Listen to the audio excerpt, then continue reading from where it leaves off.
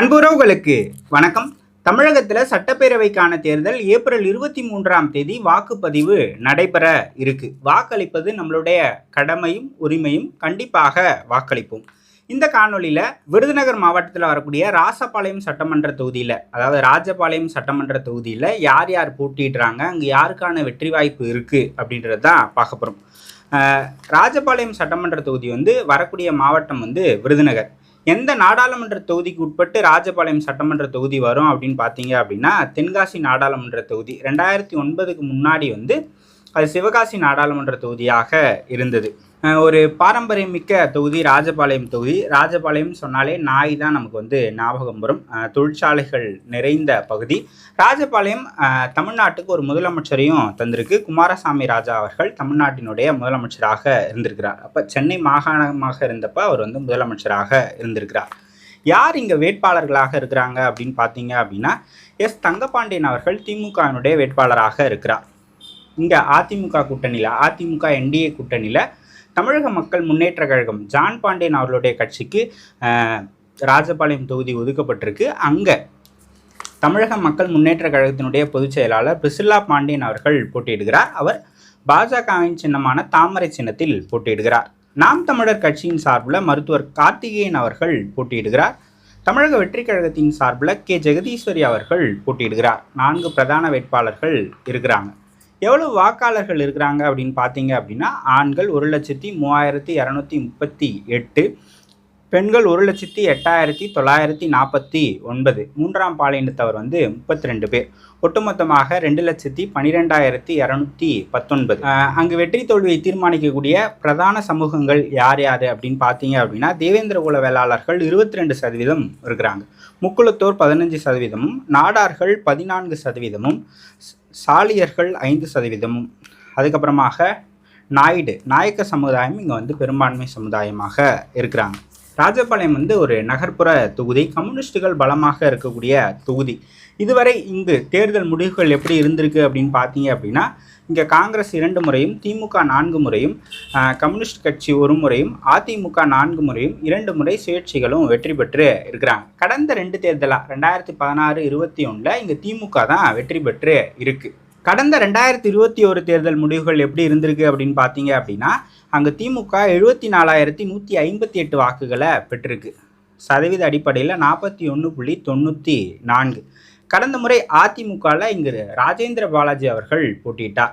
இப்போ அவர் சிவகாசி தொகுதிக்கு மாறிட்டார். அவர் அப்போ கடந்த தேர்தலில் 70,260 வாக்குகளை பெற்றிருக்கார். சதவீத அடிப்படையில் 39.73%. கடந்த முறை நாம் தமிழர் கட்சி இங்கு 15,601 வாக்குகளை பெற்றிருக்கு. இப்போ வேட்பாளர்களை பற்றி பார்ப்போம். திமுகவினுடைய வேட்பாளர் எஸ் தங்கபாண்டியன் அவர்கள் 2016, 2021 ஏற்கனவே 2 முறை இங்கு போட்டியிட்டு வெற்றி பெற்றவர். 3வது முறையாக திமுக கழகத்தினுடைய வேட்பாளராக அறிவிக்கப்பட்டிருக்கிறார். இவருடைய பலம் பலவீனம் அப்படின்னு பார்த்தீங்கன்னா, இங்கே கம்யூனிஸ்ட் கட்சிகளுக்கு ஒரு வாக்கு வங்கி இருக்குது. அதே போல் தேமுதிகவுக்கு இருக்குது. மதிமுகவுக்கு இங்கே வாக்கு வலிமை இருக்குது. கடந்த முறை ஒரு ஸ்ட்ராங் கேண்டிடேட் ராஜேந்திர பாலாஜி எதிர்த்து போட்டியிட்டு அவர் வெற்றி பெற்றிருக்கிறார். ஸோ அது அவருடைய பலமாக இருக்கிறது. ஆனால் இந்த முறை பார்த்தீங்கன்னா, இந்த முறையும் ஒரு ஸ்ட்ராங் கேண்டிடேட்டை எதிர்த்து தான் அவர் போட்டியிடுறார். பிரிசில்லா பாண்டியன் அவர்கள் போட்டியிடுகிறார் தமிழக மக்கள் முன்னேற்ற கழகத்தின் சார்பில். ஸோ கடந்த 2 முறை அவர் ஏற்கனவே அங்கே போட்டியிட்டு வெற்றி பெற்றிருக்கிறார். ஸோ தொகுதிக்கு நன்கு அறிமுகமானவர் தான். அவர் செய்த பணிகளை பொறுத்து மக்கள் அவர்களுக்கு வாக்களிப்பாங்க. இதை தாண்டி கம்யூனிஸ்ட் கட்சிகள் அங்கே பலமாக இருக்குது. தேமுதிகவுக்கு ஒரு கணிசமான செல்வாக்கு இருக்குது. மதிமுகவுக்கும் அங்கே செல்வாக்கு இருக்குது. இதெல்லாம் அவங்களுக்கு கை கொடுக்கும் அப்படின்னு நினைக்கிறாங்க. அதே போல் இவங்க பெண்களுக்கு அறிவித்த திட்டங்கள், ஏற்கனவே செய்த திட்டங்கள்லாம் நமக்கு கை கொடுக்கும் அப்படின்னு திமுக அங்கே ஒரு கணக்கை போடுறாங்க.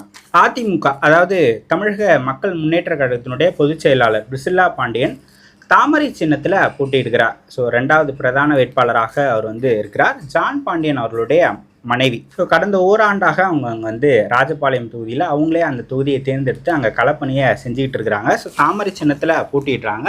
இவங்க நாடார் கம்யூனிட்டியை சேர்ந்தவங்க. ஜான் பாண்டியன் அவர்கள் தேவேந்திர குல வேளாளர் சமூகத்தை சேர்ந்தவங்க. 2 சமூகமே இங்கே கணிசமாக இருக்குது. ஸோ அந்த சமூக வாக்குகள் அவங்களுக்கு கை கொடுக்கும் அப்படின்னு நினைக்கிறாங்க. பட்டியல் வெளியேற்றத்தை அவங்க நீண்ட நாட்களாக அவங்களுடைய கோரிக்கையாக முன்வைக்கிறாங்க. அதில் அவங்க வந்து ஒரு பொது தொகுதியில் முதல் முறையாக ஒரு பொது தொகுதியில் போட்டியிடுவது அந்த கட்சிக்கு ஒரு பலமாகவே பார்க்கப்படுது. இவங்க நாடார் கம்யூனிட்டி, ஜான் பாண்டியன் அவர்கள் தேவேந்திர குல வேளாளர் கம்யூனிட்டி, இது ரெண்டும் அவங்களுக்கு கை கொடுக்கும் அப்படின்னு அவங்க வந்து நினைக்கிறாங்க.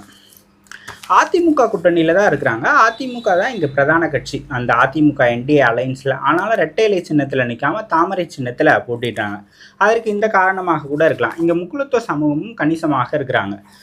முக்குளத்தோர் சமூகம் கடந்த 2021 தேர்தலில் வன்னியர்களுக்கு 10.5% இடஒதுக்கீடு கொடுத்தது. சசிகலா அவர்களை, ஓபிஎஸ் அவர்களை, அதுக்கப்புறமாக வந்து தினகரன் அவர்களெல்லாம் வெளியேற்றுவதன் மூலமாக எடப்பாடி பழனிசாமி மீது அதிமுக தலைமையில், அதாவது எடப்பாடி பழனிசாமி தலைமையில் இருக்கக்கூடிய அதிமுக மீது ஒரு அதிருப்தியில் இருக்கிறாங்க. அதுக்கு தான் தினகரனுக்கு கணிசமாக வாக்குகளை அவங்க கொடுத்தாங்க அப்படின்ற ஒரு பேச்சு இருக்குது. ஸோ அதை ரிஸ்க் ஏன் எடுக்கணும், நம்ம தாமரையில் ஏன் நிற்போம் அப்படின்ன மாதிரி அவங்க வந்து முடிவு பண்ணியிருக்கலாம். தேவேந்திர குல வேளாளர்கள் மத்தியில் தாமரை சின்னத்துக்கும் பாஜகவுக்கும் ஒரு ஆதரவு வட்டம் இருக்குது அப்படின்றதுக்கும் இதுக்கு ஒரு காரணமாக இருந்திருக்கலாம். ஸோ முக்குளத்தூர் எதிர்ப்பை டினை பண்ணுறதுக்காக அவங்க வந்து தாமரை சின்னத்தில் நின்று இருப்பாங்க அப்படின்னு நான் வந்து நினைக்கிறேன். ஸோ பிரிசில்லா பாண்டியன் வழக்கறிஞர், அவங்க தமுகவினுடைய பொதுச் செயலாளர், ஓராண்டாக அங்கே களப்பணி செஞ்சிட்டு இருக்கிறாங்க. அதிமுக கூட்டணியில் இருப்பது, அதுக்கப்புறமாக பாஜக தங்களுடைய அணியில் இருப்பது, அதெல்லாம் அவங்க வந்து பலமாக பார்க்கிறார்கள். நாம் தமிழர் கட்சியின் சார்பில் டாக்டர் கார்த்திகேயன் அவர்கள் போட்டியிடுகிறார். நாம் தமிழர் கட்சி 2021 15,000 வாக்குகளையும், 2024 தென்காசி நாடாளுமன்ற தொகுதியில் இந்த ராஜபாளையம் தொகுதிக்கு உட்பட்டு 25,000 வாக்குகளை பெற்றிருக்காங்க. இந்த முறை 30,000 to 35,000 வாக்குகள் வரை வரக்கூடும் அப்படின்னு எதிர்பார்க்கப்படுது. 2 நாளைக்கு முன்னாடி சீமான் அவர்கள் ராஜபாளையத்தில் பிரச்சாரத்துக்கு போயிருந்தார். அவர் பிரச்சார வாகனத்திலேருந்து மேலே எந்திரிக்கும் போது செம க்ரௌடு, நல்ல கூட்டம் வந்திருக்கு. தென் மாவட்டங்களில் குறிப்பாக நாம் தமிழர் கட்சியினுடைய வளர்ச்சி அதிகமாக இருக்குது. தென்காசி, தூத்துக்குடி, திருநெல்வேலி, ராமநாதபுரம், கன்னியாகுமரி, இந்த மாவட்டங்களெல்லாம் நாம் தமிழர் கட்சிக்கு அதீத வரவேற்பு இந்த முறை போகும்போது கிடைச்சிருக்கு அப்படின்னு நான் வந்து பார்க்குறேன். தொடர்ச்சியாக அந்த பிரச்சார கூட்டங்களை பார்க்கும்போது தெரியுது. ஸோ அது அவங்களுக்கு ஒரு பலமாக இருக்கும் அப்படின்னு நான் வந்து நினைக்கிறேன். இந்த முறை ஒரு 35,000 வாக்குகள் வரை ராஜபாளையத்தில் நாம் தமிழர் கட்சி எடுக்கக்கூடும். தமிழக வெற்றி கழகத்தின் சார்பில் கே ஜெகதீஸ்வரி அவர்கள் போட்டியிட்டுகிறார். விருதுநகரனுடைய தென்மேற்கு மாவட்ட செயலாளராக இருக்கிறார். தமிழக வெற்றி கழகத்தினுடைய வேட்பாளர் பட்டியலில் பார்த்தீங்க அப்படின்னா ஒரு 5 to 10 பேர் வரைக்கும் நினைக்கிறேன் பெண்கள் மாவட்ட செயலாளர்களாக அந்த கட்சியில் விஜய் அவர்கள் நியமித்திருக்கிறார். அது வந்து ஒரு வரவேற்க தகுந்த விஷயம்.